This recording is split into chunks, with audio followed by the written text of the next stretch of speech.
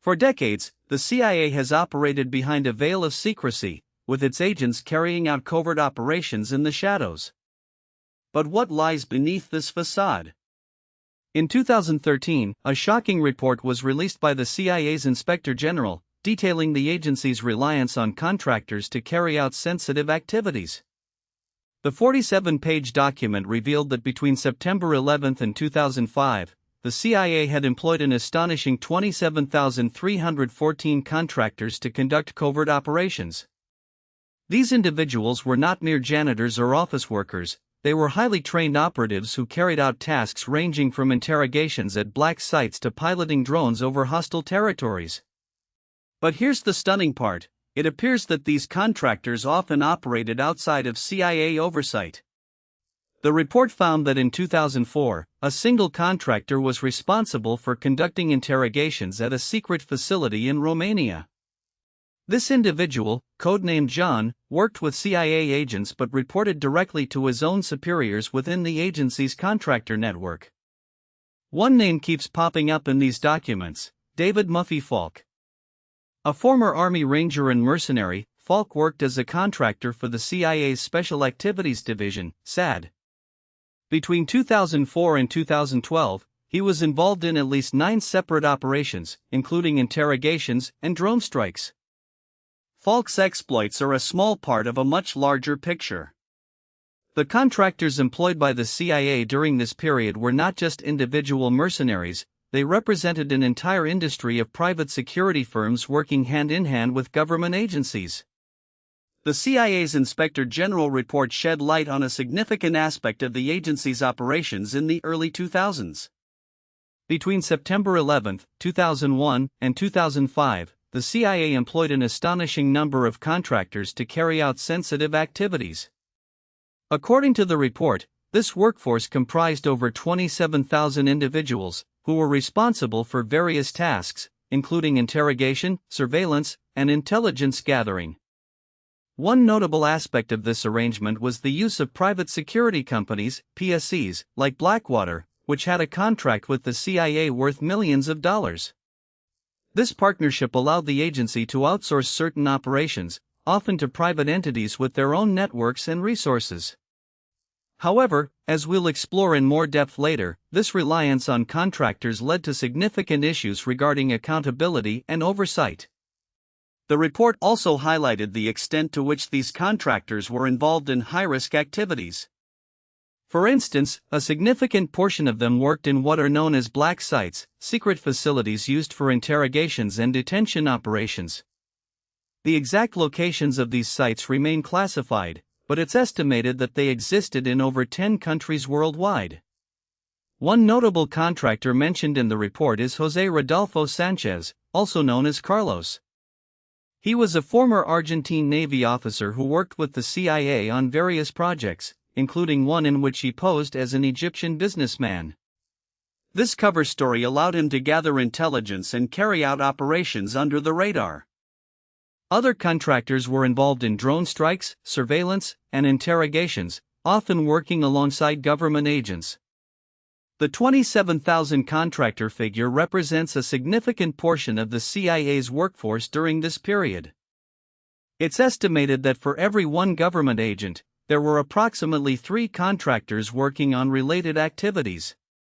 This ratio has contributed to ongoing debates about the role of private entities in national security operations and the extent to which they are accountable to public oversight. As the CIA's Inspector General report revealed in 2013, the agency had secretly employed over 27,000 contractors to carry out covert activities between 9/11 and 2005. These contractors played a crucial role in sensitive operations, including black site interrogations and drone strikes. One of these operatives was Edward Snowden, who would later make headlines for leaking classified information about NSA surveillance programs. But before Snowden's infamous disclosures, another individual had been navigating the complex web of government contracts and clandestine activities. A former CIA contractor, speaking on condition of anonymity, revealed that they were assigned to a covert operation in Eastern Europe. The mission involved monitoring and gathering intelligence on suspected terrorists. According to declassified documents obtained by WikiLeaks, this particular operation was one of several conducted under the umbrella of the CIA's Project Overcast. Launched in 1951, Project Overcast aimed to exploit Soviet satellite technology for American military purposes. However, internal memos revealed concerns about the project's feasibility and potential risks. As the years passed, contractors continued to play a significant role in covert activities. The use of private entities for sensitive operations allowed the CIA to maintain plausible deniability while achieving strategic objectives. But this blurring of lines between government agencies and private contractors also raised questions about accountability and oversight. The 2013 report shed light on some of these concerns, highlighting instances where contractors had compromised national security due to inadequate vetting or training procedures. The report's findings sparked controversy within the intelligence community, leading to increased scrutiny of contractor involvement in sensitive operations. Yet, as one former CIA operative noted in a subsequent interview, the truth is, we've been using contractors for decades, it's just that now people are finally talking about it. As we delve deeper into the world of government agents, it becomes clear that the lines between contractor and agency employee are often blurred. The CIA's Inspector General report reveals a staggering number: over 27,000 contractors employed by the agency in sensitive operations between 9/11 and 2005. This means that for every one official agent, there were nearly 4 contractors involved in covert activities. One notable example is the use of Blackwater security personnel, who were hired to provide security for CIA operatives in Iraq. The report states that these contractors were responsible for the infamous Nisour Square massacre in 2007, where they opened fire on unarmed Iraqi civilians, killing 17 people and wounding over 20. The implications of this are far-reaching. When contractors are involved in sensitive operations, accountability becomes a significant issue. Who is ultimately responsible when things go wrong? The agency itself or the contractor who carried out the operation? And what about transparency?